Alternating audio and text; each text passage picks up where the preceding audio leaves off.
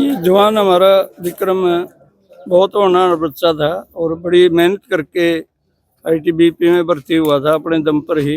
इसके पिताजी तो पिछले 20 साल से बीमार रह रहे हैं और माँ ने बड़ा मेहनत करके पालन पोषण किया था। बहुत छोटी सी किसानी है और अफसोस बहुत है, लेकिन भैया मैंने हमेशा सीखा है। 4 पीढ़ी लगातार फौज में है। इनके परदादा भी फौज में थे, दादाजी भी फौज से रिटायर हैं अभी, और इनके चाचा ताऊ आज भी भाई पूरा परिवार और पूरा गांव सकते हैं। हमारा गांव सैनिक गांव है और बहुत ही शहादतें हमेशा देते रहे हैं। लेकिन दुख इस बात का है कि यहाँ का स्थानीय प्रशासन का कोई छोटा मोटा अधिकारी भी यहाँ नहीं पहुँचा। हमें बहुत अफसोस हुआ। आईटीबीपी के नौजवान बहुत दूर से आए, सेना के सैनिक बहुत दूर से आए, लेकिन यहाँ नज़दीक बैठे हुए प्रशासनिक अधिकारी ये जानने के लिए भी नहीं पहुँचे कि एक गांव में एक शहीद हो रहा है। और एक गांव का आपने देखा है, आपके चैनलों का भी मैं इसे और व्यक्त करता हूँ। कल शाम से आप भी लगातार हमारे साथ दुखी मन से साथ रहे हैं। आज भी सुबह से ही लगातार अपन इस दुख की घड़ी में इकट्ठा रहे हैं और हमें मिली कि ना गाँव जिसमें 2 दिन से कोई चूल्हा नहीं जड़ा, किसी ने खाना नहीं खाया, सब छोटा बड़ा बच्चे से लेकर बूढ़ा तक बहुत अफसोस है। और आप लोगों ने इस मौके पर सांत्वना दी है, जो जिस तरह से हमारे सैनिकों ने आके सलामी दी है, उससे तो हमें गर्व होता है। आज भी सैकड़ों बच्चे आपके इधर स्टेडियम है, हमारा इस स्टेडियम में कसरत करते हैं, दौड़ लगाते हैं और फौजी बनने के सपने देखते हैं। और विक्रम के रास्ते पे चलने का बहुत सारे नौजवानों में एक हौसला है।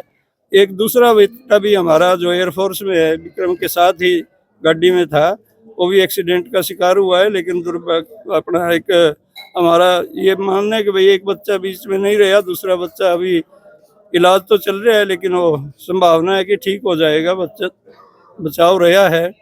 और परिवार में वैसे तो इनके दादाजी भी अभी जिंदा हैं और पूरा परिवार, हमारे जो भाई हैं वो 4 भाई हैं, उनमें से भी 3 फौजी थे।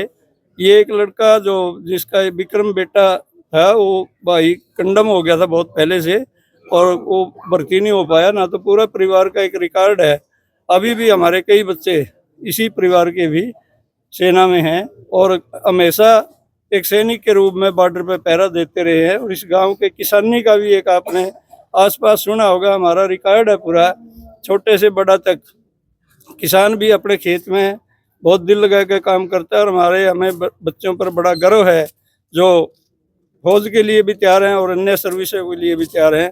और इस शहादत ने हमें और हौसला इस बात का दिया है कि देश सेना के लिए, देश की सेवा के लिए हम अपने बच्चों को पैदा करें, नौजवान करें और उन्हें इस योग्य बनाएं कि वो हमारे देश की रक्षा में एक बड़ा योगदान अपने परिवार की तरफ से, गांव की ओर से दे सकें। तो इसका तो हमें अफसोस है कि बच्चा हमारे बीच नहीं रहा। शादी हुई थी लगभग 1.5 साल पहले, अभी बच्चा नहीं है।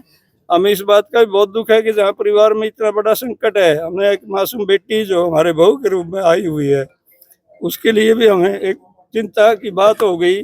बड़ी खुशियाँ हो रही थी, बहुत चाव से 4 साल की सर्विस हुई है बेटे की और 1.5 साल पहले जब शादी हुई थी तो हमें एक बड़ा ये खुशी हुई थी कि परिवार अब बहुत बेहतर जीवन जिएगा और हमारे वो सपने धरे के धरे रह गए। लेकिन मैं आपके चैनलों के माध्यम से एक बार फिर कहना चाहता हूँ कि हमारे प्रशासनिक अधिकारियों ने यहाँ अनदेखी की है। एक सैनिक के लिए अनदेखी करना उचित नहीं है, ऐसा नहीं, इतना संवेदनहीन बनना नहीं चाहिए। यहाँ एक हमें एसएचओ से लेकर एसपी तक और एक नायब तहसीलदार से लेकर कोई डीसी तक कोई ये संभालने नहीं आया, कोई सांत्वना देने नहीं आया। ऐसे मौका पे प्रशासनिक अधिकारियों को भी थोड़ा सा सचेत रहना चाहिए। मास्टर जी, अगर बात लेकिन विक्रम की एज को लेकर, कितनी उसकी उम्र थी? उम्र अभी 27वां साल था जी, 26 साल का हुआ था जी। और बहुत जल्दी ही वो मेहनत के दम पे भर्ती हो गया था। और परिवार में मैं जैसे पहले बता चुका, पिताजी लगातार बीमार रहते हैं और माँ ने बहुत मेहनत करके पाला पड़ोसा था। अब हमें एक मासूम बच्ची अपने बहू के रूप में भी हमारे साथ छोड़ गई, इस बात का बड़ा अफसोस है।